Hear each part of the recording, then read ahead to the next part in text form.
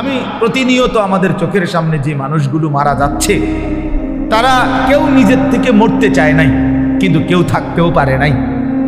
প্রতিদিন যারা চলে যায় প্রতিনিয়ত, তাদেরকে কে নিয়ে যায়, কোনখানে নিয়ে যায়, তাদের শেষ অবস্থা কি হবে? তাহলে যিনি নিয়ে যায় তিনিই বলছেন, আমি তোমাদেরকে আবার কবর থেকে উঠাবো, কবর থেকে উঠাবো, তোমাদেরকে জিজ্ঞেস করবো। ফাওয়ারাব্বিকা লানাসআলান্নাহুম আজমাইন। আল্লাহ বলে, কসম বান্দা, আমার কসম, মানে আল্লাহ আল্লাহর কসম খাইয়া বলছে, নিজের কসম খেয়ে বলছে, আল্লাহ বান্দা বিশ্বাস করো, আমি কিন্তু তোমাদেরকে জিজ্ঞেস করব আম্মা কানু ইয়ামালুন, তোমাদের পুরা জিন্দেগির প্রতিটা আমল কর্ম আমি জিজ্ঞেস করব। এটা কেন করেছ, এটা কেন ছেড়েছ, লিমা ফাআলতা হাদা লিমা তারাকতা হাদা। ফজরের নামাজ 1 বছর বান্দা 365 দিনে কোনোদিন ফজরের নামাজ পড়ো নাই, আমার বান্দা কেন ছেড়ে দিলাম, কেন ছেড়ে দিলাম? হ্যাঁ, কেন ছেড়ে দিলা, কেন করলা, এতগুলো মিথ্যা কেন বললা, এত টাকা সুদ কেন খাইলা? সুম্মা লাতুসআলুন্না ইয়াওমাইদিন আনিন নাঈম। আল্লাহ তাআলা বলেন, অবশ্যই তোমাদেরকে প্রতিটি নিয়ামত, আনিন নাঈম, আমি আল্লাহ প্রদত্ত প্রতিটা নিয়ামত সম্পর্কে জিজ্ঞেস করব। হাসি কান্না আনন্দ বেদনা, এই আসমান জমিন রোদ বৃষ্টি ক্ষেত ফুল ফল ফসল, স্ত্রী কন্যা জায়গা জমি হাত পাও দেহ অঙ্গ প্রত্যঙ্গ, এক এক লোকমা খাবার, এক এক ঢোক পানি, এমনকি প্রতিটা নিঃশ্বাস, আল্লাহর কসম আল্লাহ তাআলা জিজ্ঞেস করবে, বান্দা আমার এক এক নিঃশ্বাসের হিসাব দাও, এক এক ঢোক পানির হিসাব। হাদিসের মধ্যে আছে, নবী সাল্লাল্লাহু আলাইহি সাল্লাম একবার 3 দিন, ওনারা 3 জন, আবু বকর, ওমর এবং আমাদের নবী সাল্লাল্লাহু আলাইহি সাল্লাম 3 জনই ক্ষুধার্ত ছিলেন টানা 3 দিন। 3 দিন পরে এক সাহাবীর, আনসারি মদিনার এক সাহাবীর খেজুরের বাগানে গিয়ে 2-4টা খেজুর খাইছেন আর একটু পানি পান করছেন, 3 জন। তো নবী সাল্লাল্লাহু আলাইহি সাল্লাম তখন হযরতে ওমর রাদিয়াল্লাহু তাআলা আনহুকে বললেন, ওয়াল্লাহি লা তুসআলু আন হাযান নাঈম।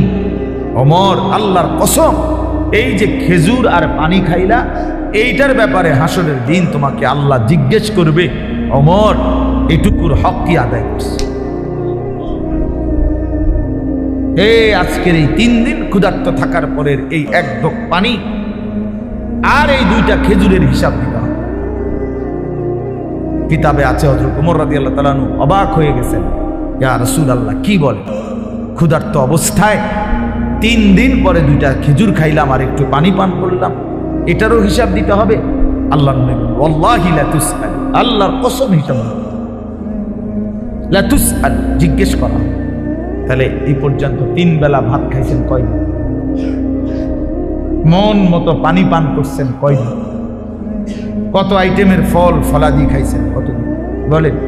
একটা সময় ছোটবেলায় আমাদেরও তো মনে আছে, আজ থেকে 30 বছর আগে 25 বছর আগে 1 কেজি আঙ্গুর কেউ কোনো ঘরে কিনছে না, 1 পোয়া 1/2 পোয়া আঙ্গুর।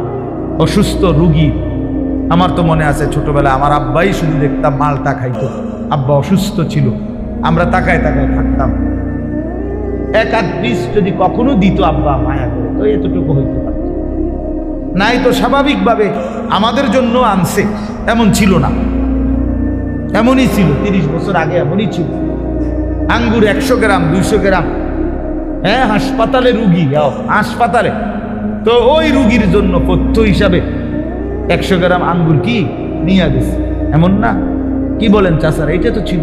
তাইলে আজকে আলহামদুলিল্লাহ কি পরিমাণ ফল ফলাদি আমাদের বাচ্চারা খাইতেছে, আল্লাহ তাআলা কি পরিমাণ রিজিক দিচ্ছে আমাদের, তো সেই রিজিকের কি কোনো হিসাব দিবে না? কথা বলেন না? তাহলে এই জন্য বাবা, আল্লাহ তাআলার এটা ওয়াদা, আমরা যদি এটা না বুঝি আমাদেরই বোকামি হবে। তোমরা যারা কিশোর তরুণ ছেলে অনেকেই আছো, কোনোভাবেই বুঝতে চাচ্ছ না, তুমি মনেই করো না যে তোমার যে মানুষ, তুমি যে মুসলমান, এবং তোমার যে 14 বছরের পর থেকে তোমরা যারা বালেগ হয়েছ, অর্থাৎ যাদের উপরে গোসল ফরজ হয়েছে, যাদের বীর্যপাত হয়, গোসল ফরজ হয়, সেদিন থেকেই তোমার হিসাব পুরাপুরি 100 তোমার প্রতিটা নিঃশ্বাসের হিসাব উঠতেছে আমল নামার মধ্যে। তাহলে তোমাকে এই বালেগ হওয়ার পর থেকে প্রথম সেকেন্ড থেকে তোমার হিসাব দিতে হবে। একটা চোখের দৃষ্টি, কতবার নারী দেখছো, ছবি দেখছো, নর্তকী দেখেছো, উলঙ্গ ছবি দেখেছো, প্রত্যেকটা পলক নজরের হিসাব দিতে হবে আল্লাহর কাছে। আল্লাহর কাছে প্রতিটা হাত পায়ের অঙ্গের নড়াচড়ার হিসাব আল্লাহ তাআলার কাছে দিতে হবে। আমাদের 16 বছর, 18, 20, 25 বছরের ছেলে পেলে সে মনেই করে না কিছু, যে সে যে একটা মানুষ, সে যে একটা মুসলমান, সে যে আখিরাত আছে, আল্লাহ আছে, রসুল আছে, কোরআন আছে, কিচ্ছু বোঝে না, কিছুই বোঝে না। কি করে, কেন হাসে, কেন কাঁদে, কেন ঘুরতে আসে, কি করতে আসে, কি করে চুল, কি করে জামা, কি করতেছে, কার লগে আড্ডা দেয়, কেন আড্ডা দেয়, এত ছবি কেন উঠায়, এত ভিডিও কেন করে, কারে দেখাস বেটা, কে দেখে তোর এগুলা, কে দেখে, কার পাগলামি কে দেখে? নিজেই মোটর সাইকেল চালায় জোরে, আবার এটা নিজেরটাই নিজের সামনে ভিডিও লাগাই, এটা ভিডিও করে, এটা আবার ফেসবুকে দিল, মানুষে বাকি কিছু পাগলে চাইলো, এই পাগলের পাগলামি। আহা, এটা কথা হইল? মোটর সাইকেল চালানিও ভিডিও করতে হয়, সাইকেল চালানিও, পেশাব পায়খানাও তো ভিডিও করা উচিত, লোডা বদনাও তো ভিডিও করা উচিত।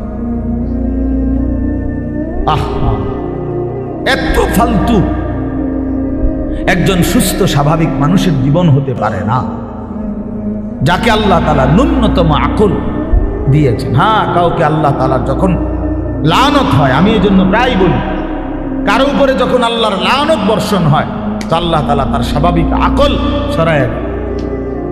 আদাল্লাহুল্লাহু আলা ইলমিন, আল্লাহ তাকে তখন পথভ্রষ্ট করে দেয়।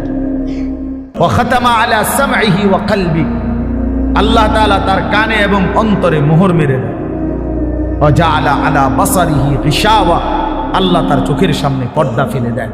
ফলে আর সে কিছুই শুনে না, কিছুই বুঝে না, কারণ দিল তো বন্ধ, কানও বন্ধ, চোখও বন্ধ, আবদ্ধ। সে আর আলোর রাস্তা, হেদায়েতের রাস্তা দেখবে কোত্থেকে? সে জান্নাতের রাস্তা দেখবে কোত্থেকে?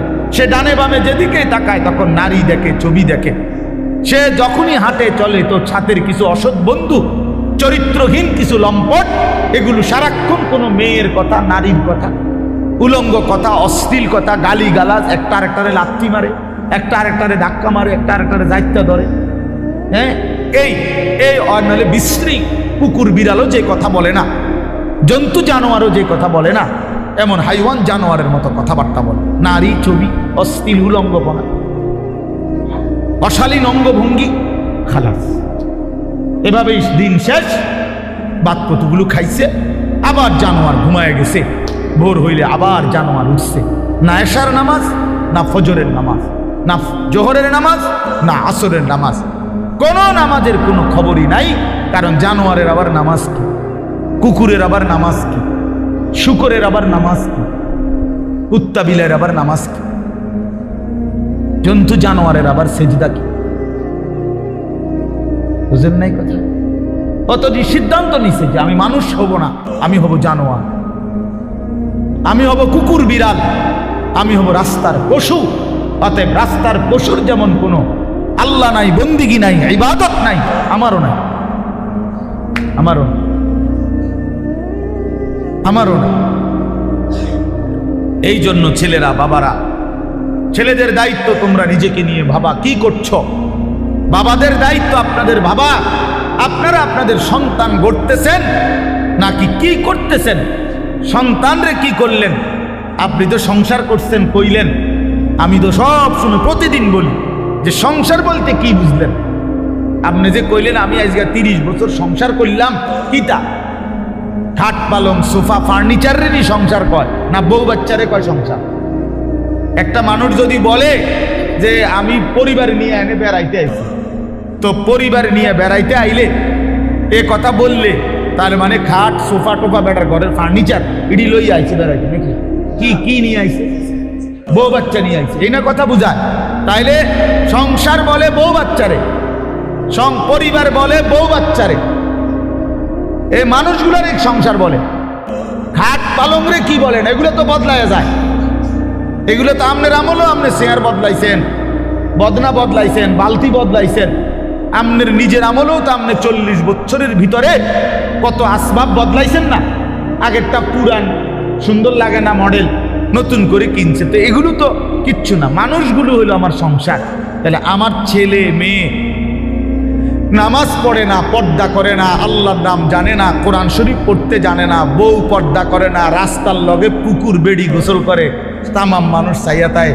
এই অসভ্য নারী, এই বেডিও অসভ্য, এই বেডির জামাইও অসভ্য, একেবারে 100% অসভ্য। দোনোটা অসভ্য, দোনোটা অসভ্য। বেড়াটাও অসভ্য, বেডিটাও অসভ্য। তে বেটারও কোনো লজ্জা নাই, তে মানুষের বেডি চায় আর তার বেডিরে মানুষে চায়, খালাস। হ্যাঁ, নাই তো এই বেশরম 30 বছরের কামাই দিয়া বেটা তোর বউয়ের জন্য একটা গোসলখানার ব্যবস্থা করতে পারলি না বেটা, তুই কি এর বেটা? বেটা অপদার্থ বেটা, তোর বেড়াই বলে কে বেড়া? তো অপদার্থ ছাড়া আর কিচ্ছু না। নিজের স্ত্রীর জন্য একটা, মেয়েটার জন্য একটা নিরাপদ গোসলের ব্যবস্থা করতে পারে নাই পর্দার ভিতরে, এরকম বেহায়া, এটা কেমন পুরুষ? এমন নির্লজ্জ পুরুষ হয় কেমনে মিয়া? এরকম বেগায়রত, আত্মমর্যাদাহীন। আমার স্ত্রী রাস্তার মানুষে দেখবো, তাহলে আমি জীবনের বাচ্চা থেকে কিনলাম। আমার মেয়ে রাস্তার ফোলাফাইনে টিটকারি মারবো, ইটকারি মারবে, অথচ মেয়ে আমার। তাহলে আমার মতো বেড়াই মুসলমান আমার বাচ্চা থাকার দরকার কি বেড়া? আমি মরে যাই না কেন? আমি মরে যাই না কেন? আমি পানিতে ডুবি না কেন? বলে। এই জন্য বাবাদেরকে বলি, ইনসাফের সাথে বলে, ইনসাফের সাথে কইলেই কইব ওই হুজুর শুনে না, ওনার এই যুগ নাই। কোন যুগ নাই? নূহ আলাইহিস সালামের যুগ নাই নাকি? নূহ আলাইহিস সালামের যুগে তো মোড়ে শুনছে না, কথা বলেন না কেন? কয় না আগের এই যুগ না। কোন যুগ? নূহ আলাইহিস সালামের যুগ। ওই সময় দিয়ে কেউ ইমান আনছে, অল্প কয়টা মানুষের নাই। তো তাইলে এম তো তোমার ভালো, কথা বলেন না? এখন ভালো না রমিয়া? তো আপনি কোন কি আগের যুগ নাই? কিতাবা কোন যুগ নাই বলেন? এই জন্য বললেই হইল না। এই সমস্ত সামান্য 1-2 শব্দ বললেই হবে না। কোন নারী যদি, স্ত্রী ছেলে মেয়ে যদি নামাজ না পড়ে, পর্দা না করে, আল্লাহর কোরআন না পড়ে, সেজদা না করে, এরপরে তার প্রতি আমার করণীয় কি, এই ব্যাপারে ইসলামের কোনো দিক নির্দেশনা নাই। তো আপনি হেঁটে জিজ্ঞান না কা? কথা বুঝেন নাই আমার? যে হুজুর আমি 50 বার বলছি আমার বেডির, আচ্ছা 2 বছর ধরে আমার বউরে পর্দা করতে বলছি, কথার কথায় কোনোভাবেই আমার বিবি পর্দা করে না, এখন আমি কি করতে পারি? এই ব্যাপারে ইসলামের কোনো নির্দেশনা নাই। তো সেইটা জিজ্ঞাইবেন। এরপরের কামটা কি এটা বলতে আপনি জিজ্ঞাসা করবেন। আমি হুজুর কোনোভাবেই আমার বেটি আমার কথা শুনে না, বউ সে আমারে শুধু বিরক্ত করে অথবা এই কারণে কষ্ট দেয়।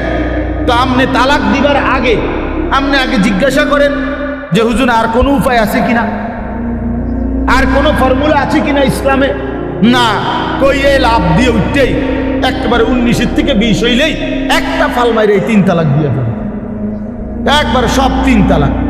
বেওকুফ বেটা, কথায় কথায় 3 তালাক দিয়ে দাও, আবার ফন্দ হুজুরদের কাছে গিয়ে হুজুর বুঝছি না, এই সময় মাথা ঠিক আছিল না, এই সময় মাথা ঠিক ছিল না বলে। এই সময় তো মাথা আগের থেকে পুরো ঠিক আছিল, কারণ 3 তালাক দিলে বেডি তালাক হয়ে যায়। পাগলে তো এই কথা বুঝার কথা না, কথা বলেন না কেন? আপনার যে মাথা ঠিক না থাকলে কোনো পাগল, যারা আমরা রাস্তাঘাটে পাগল, এরা কি 3 তালাক দেয়নি? তো তো আপনি কি করলেন? আপনার মাথা ঠিক আছিল, মাথা আগের চাইতে বেশি ঠিক আছে। সে বুঝে, এটা বুঝে শুনেই কইছে যে এই কথা বললে বেটি কি হয়ে যাবে। এটা তো না বুঝার কি আছে? নাহলে এটা বললেন কেন? আপনি 1 তালাক 2 তালাক না বলি 1 সালাক 2 সালাক কইতেন, তাইলে তার তালাক হইল, নাহলে কইলেন হলে বেডি সালাক, বউ বুদ্ধিমান। বলেন, তার মানে আমাদের সমস্যা একটাই, আমরা আখিরাতকে ভুলে গেছি। মূল বিষয় নেই। আখিরাতকে যদি কারো মনে থাকতো, খোদার কসম তাহলে নিজের স্ত্রী, নিজের ছেলে, নিজের মেয়ে এবং নিজেকে ঈমান আমলের উপরে রাখার জন্য কি কি পন্থা, ইসলামে অপারগতার কিছু নাই, হতাশার কিছু নাই, শেষ মিনিট পর্যন্ত আর কি করা যায় এ ব্যাপারে ধারাবাহিক নির্দেশনা আল্লাহর কোরআনেও আছে, আমাদের রসুলের জিন্দিগির মধ্যেও আছে। ইসলাম তো একটি পরিপূর্ণ বিধান, কথা বলেন না? ইসলাম কমপ্লিট কিনা বলেন? তাহলে যদি পূর্ণ বিধান হয় তাহলে এমন একটা জায়গা তাইয়া হুজুর আমি আটকাইয়া গেছি যে এইখান থেকে আইসা এবারে আর ইসলামের কোনো হুকুম নাই, এমন হইলে তো এটা পরিপূর্ণ বিধান হইল। আপনি যদি বলেন যে হুজুর আমি 10 বছর বুঝাইছি পুতেরে, সে কোনোভাবেই নামাজ পড়ে না, হালাল খায় না, এখন আর ইসলামের কাছেও 10 বছর পরে কি করণীয় আর কিছু নাই ইসলামের মধ্যে, কাজে কোরআনেও কিচ্ছু নাই, হাদিসেও এ ব্যাপারে কোনো কথা নাই, কারণ আমি কি করতে পারি এজন্য ছেড়ে দিছি, তাহলে এ কথা বললে আপনার ঈমান থাকবেনি? কথা বলেন, ঈমান থাকবেনি? কারণ ইসলাম তো একটি পরিপূর্ণ বিধান, কিয়ামত পর্যন্তের জন্য বিধান। তাহলে পৃথিবীর শেষ ইসরাফিল ফু দিলেও যদি কোনো প্রশ্ন আসে, কোনো বিষয় আসে, সেটার সমাধানও আল্লাহর কোরআনে আছে, রসুলের জিন্দিগিতে আছে। আজ এই কথা বলার কোনো সুযোগ নাই বাবা, একজনই বুঝেন। আপনি একজনের বললাম, মনে করেন আমি একজনও যদি বুঝেন আমি স্বার্থ। আমি ব্যক্তিগতভাবে কোনো সময় সংখ্যার কাঙ্গালি করি না, এটা সবাই জানে, আগের থেকেই আমার এই তবিয়ত। অর্থাৎ কয়জন এটা নিয়ে আমার কোনো সময় কোনো মাথা ব্যথা নাই, আমি বলতে থাকি এই আজকে 21 বছর আমার এই জিন্দিগি, আলহামদুলিল্লাহ। অর্থাৎ বলতে থাকা দরকার আমার। কয়জন? একজন শুনুক আর 1 লাখ শুনুক, খালাস, শুনছে তো শুনছে। তো আমি ধরে নিলাম যে আমি একজনকেই বললাম। এক ভাই তার ফিকির আসলো নিজের পরিবর্তন, স্ত্রী সন্তানের পরিবর্তন।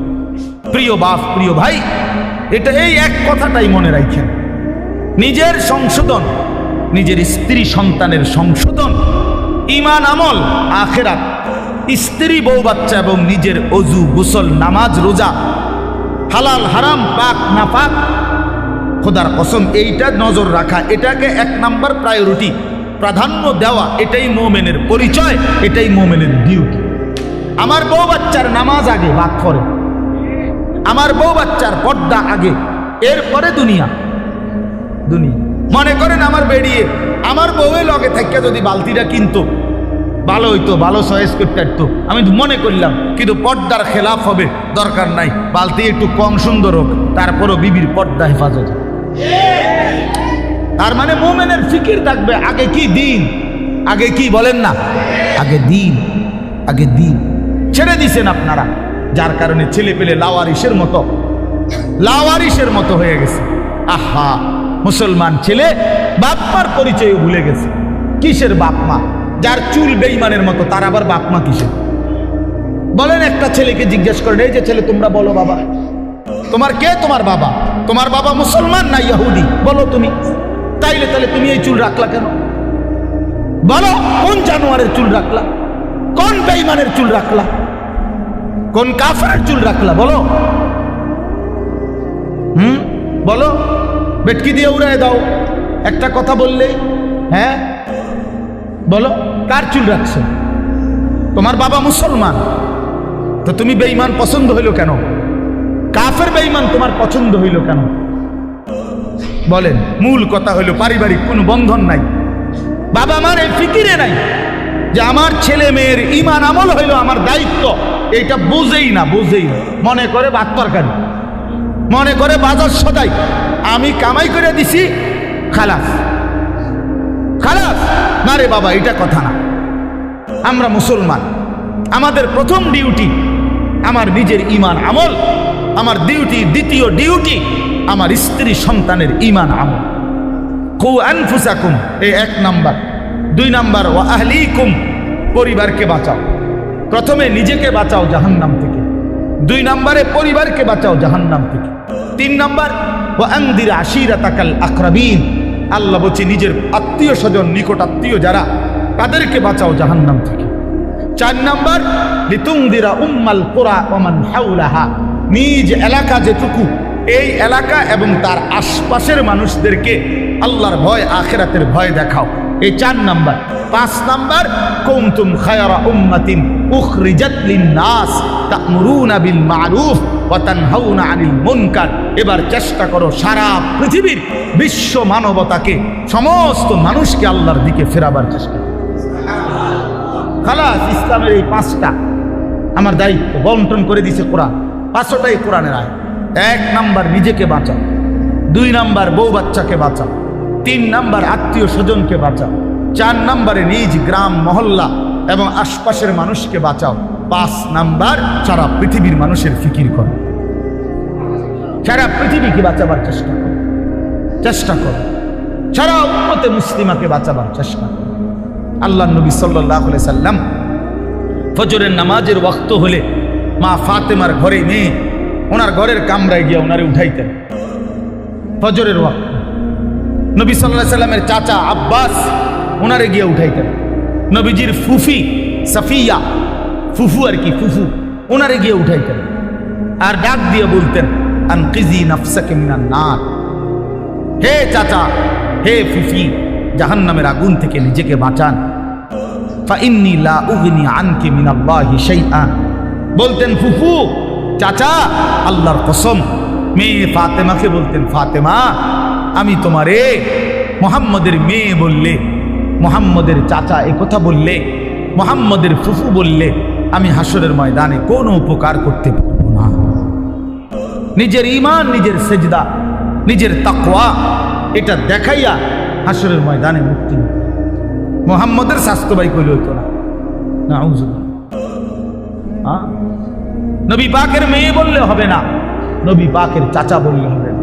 নবীজির চাচা বললে যদি জাহান্নামের মুক্তি পাওয়া যায়, তো আবু তালেব, আবু লাহাব, আবু জাহেল, আবু লাহাব তারাও তো বলবে আমি তো শাসি। কথা বলেন না কেন? তাইলে তখন কি হবে?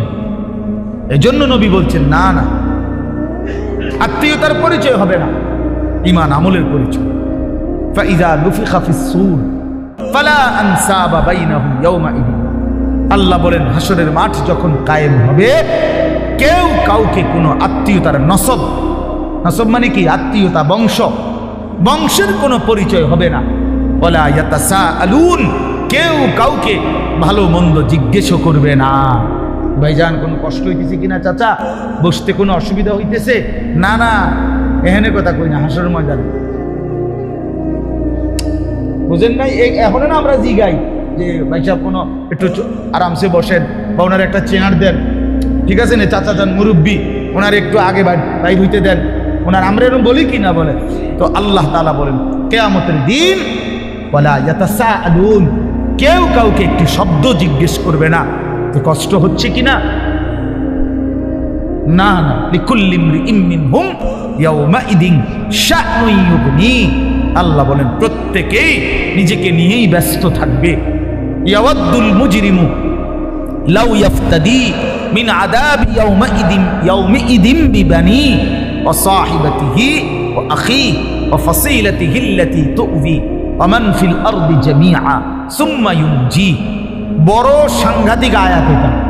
আল্লাহ বলে, প্রত্যেকটা নাফরমান পাপী জাহান্নামী কিয়ামতের দিন আল্লাহকে বলবে, আল্লাহ, আজকে এই হাসরের ময়দানে আপনি আমার ভাই, আমার স্ত্রী, আমার সন্তান, আমার মহল্লাবাসী, এমনকি গোটা পৃথিবীবাসীকে জাহান্নামে দিয়ে দেন, তবুও আমারে বাঁচায় দেন।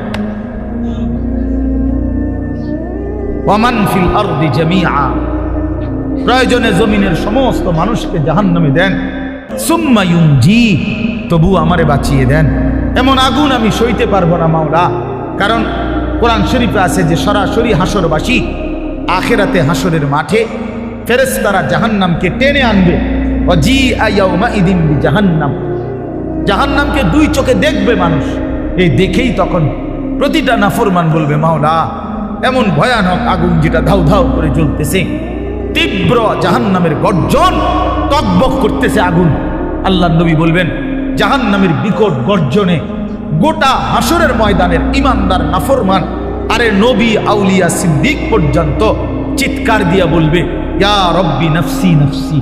জিব্রাইলের মতো সাহাবী ফেরেশতাদের কোনো গুনাহই নাই, চিন্তাও নাই, সেই জিব্রাইলের মতো ফেরেশতা হাদিসে আছে হাসরের ময়দানে জাহান্নামের দিকে তাকাইয়া মাটির মধ্যে নিজের হাত বাইরে হাত বাড়ি দিতে দিতে করতে বলবে, ইয়া রব্বি সাল্লিম সাল্লিম, আয় মাওলা আমারে বাঁচান, আমারে বাঁচান, আমারে বাঁচান, আমাকে। আল্লাহ তাআলা বলেন কাল্লা, কিন্তু আল্লাহ বলে কখনোই না। ইন্নাহা লাযা, রব্বুল আলামিন বলেন এটা জ্বলন্ত ধাউ ধাউ করে প্রজ্বলিত আগুন। নাযাতাল লিশাওয়া, রব্বুল আলামিন বলে না ফরমান এই মুহূর্তে জাহান্নামের আগুনে ফেলা হবে, প্রথম সেকেন্ডেই, প্রথম মিনিটেই নাযাতাল লিশাওয়া, সারা দেহের গোশত চামড়া হাড্ডি প্রথম মিনিটেই, এক সেকেন্ডেই একদম জ্বলে ভুনা হয়ে যাবে। নাযাত অর্থ এটা মাশওয়ি, মানে ফ্রাই ফ্রাই ফ্রাই হয়ে যাবে, ভুনা হয়ে যাবে, ভুনা এক মিনিটেই ভুনা হয়ে যাবে। নারুল্লাহিল মুকাদা আল্লাতী তাত্তালিউ আলাল আফইদা, আল্লাহ বলে বান্দা জাহান্নামের আগুন মনে রেখো আমি আল্লাহর জ্বালানো আগুন। এই আগুন তো আমি জ্বালাইছি। কে জ্বালাইছে? এই আগুন আমি আল্লাহর জ্বালানো আগুন। দুনিয়ার তোমরা লাকড়ি জমা করে তোমরা আগুন জ্বালাইছো এমন না, জাহান্নামের আগুন আমি আল্লাহর, নারুল্লাহিল মুকাদা, আমি আল্লাহর প্রজ্বলিত আগুন। অতএব আমার এই আগুনে যখন ফেলা হবে, আল্লাতী তাত্তালিউ আলাল আফইদা, দুনিয়ার আগুন যখন কারো দেহের মধ্যে লাগে, ছুটাছুটি করে কিংবা পানি দিয়ে যে কোনোভাবে যদি রক্ষা করা যায়, তাইলে হয়তো হাত পুড়ে গেছে বাকিটা বাইচা গেছে, পাও পুড়ে গেছে বাকিটা বাইচা গেছে, এমন হয় কিনা? তো রব্বুল আলামিন বলেন জাহান্নামের আগুনে যখন ফেলবে, আমার এই প্রজ্বলিত আগুন ফেলতেই প্রথম মিনিটেই বান্দা তোমার সারা দেহ এমনকি তোমার কলিজা সুদ্ধা প্রথম মিনিটেই জ্বালায় ফেলবে। একই সাথে একই মুহূর্তে বাহির এবং ভিতরের কলিজাটা সুদ্ধা ভুনা করে ফেলবে। আল্লাতী তাত্তালিউ আলাল আফইদা, আফইদা। কি মনে করছো নওজোয়ান? আগে নয়তো সিদ্ধান্ত নাও আখেরাত নাই, এবার বেডি চাও, কোনো অসুবিধা নেই। তুমিও ল্যাংটা হয়ে যাও, ছবিও দেখো ল্যাংটা। দেখো যুবক, আমি বললাম তুইও লুঙ্গি খুলে ফেল, কাপড় খুলে ফেল, নাফরমান। আর নর্তকীও দেখ, তোর কাপড়ও খুলে ফেল, নর্তকীর কাপড় তো খোলাই, যা দেখে। তবে আগে শর্ত হলো একথা বোঝাপড়া করে নাও, কারোর সাথে হিসাব মিলাইয়া নাও যে আসলে যে হুজুররা বলে কবর হাসর আখেরাত, এটি আসলে মিছে কথা নেই, এই কথা কারোর থেকে জিজ্ঞাসা করে নাও। কথা বুঝেন নাই আমার? এটা যদি ফয়সালা হয়ে যায় যে হ্যাঁ এগুলো নাই, তো ঠিক আছে বন্ধু, নাচো গাও ফুর্তি করো, যা মন চায় তাই করো। কিন্তু এ কথার তো কোনো কাফেরও আজ পর্যন্ত বলে নাই যে কবর হাসর আখেরাত নাই। না, হিন্দুরাও তো স্বর্গ নরক কয় না? কথা বলেন না কেন? হিন্দুরা মরলে আমরা যেরকম কই মরহুম, হেরাতে কয় স্বর্গীয় উমক। তো হিন্দুরাও তো বলে, কাফের বেঈমানও তো বুঝে পরকাল, তুমি বুঝো না কেন? কাফের বেঈমানের পরকালের ধারণা ভুল ধারণা, মানে পরকাল মানে, কিন্তু পরকালের ব্যাপারে তারা যেই ধ্যান ধারণা, এটা তাদের ভুল। কিন্তু আমরা মুসলমান, আমাদের পরকালের ব্যাপারে বর্ণনা একেবারে স্পষ্ট। কোরআনুল কারীমের 3 ভাগের 2 ভাগে আখিরাত। আখিরাত নবী সাল্লাল্লাহু আলাইহি সাল্লামের সারা জিন্দেগীর চোখের পানি উম্মতের জন্য যে কাঁদছেন 23টা বছর, কি জন্য? আল্লাহ 23 বছর নবী কাঁদছেন উম্মতের জন্য। কেন? দুনিয়ায় যেন বাত মাসে কষ্ট না পায় উম্মত, এই জন্যই তো না?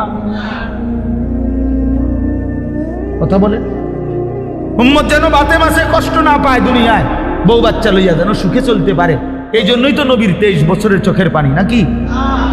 তাহলে কি জন্য কথা বলেন না, কোন জায়গার জন্য কাঁদছেন? তো সেই আখিরাত মিথ্যা, নবীর 23 বছরের চোখের পানি মিথ্যা। তাহলে আপনারা কি বুঝলেন বাবা? যারা নামাজ পড়েন না, কেন পড়েন না? কি বুঝছে? মানে আমার লোকে আমার কথা হলো, আমার এটা মাঝে বুঝতে মন চায়, জানতে মন চায় যে একটা যুক্তি তো থাকবে যে হুজুর আপনি যত কথাই কন এটা এটা হইতো না, আমি এটা বুঝছি, আপনার নাম বুঝেন ধরলো আমি বুঝছি, তো এইটা আমারে বুঝাই কর না। আচ্ছা আমরা শুনি, কি দৃষ্টিতে তুমি বুঝলা আখেরাত নাই, পরকাল নাই, এই পাপের কোনো বিচার হবে না, এটা কেমনে বুঝলা? একটা যুক্তি তো থাকবে মানুষের। এই জন্য দয়া করে ভাবতে শিখি। আমি আমার সবটুকু দিয়ে বলতে, আমি আজীবন চেষ্টা করছি আমার এই ছোট্ট জীবনটা বলতে বলতে আজ আর শরীর অনেক কাহিল হয়ে গেছে, ব্যস্ততা অনেক বাড়ছে, কিন্তু শরীর কি হয়ে গেছে? দুর্বল হয়ে গেছে, দুর্বল হয়ে গেছে। কিন্তু তবুও চেষ্টা করছি বলে যাওয়া।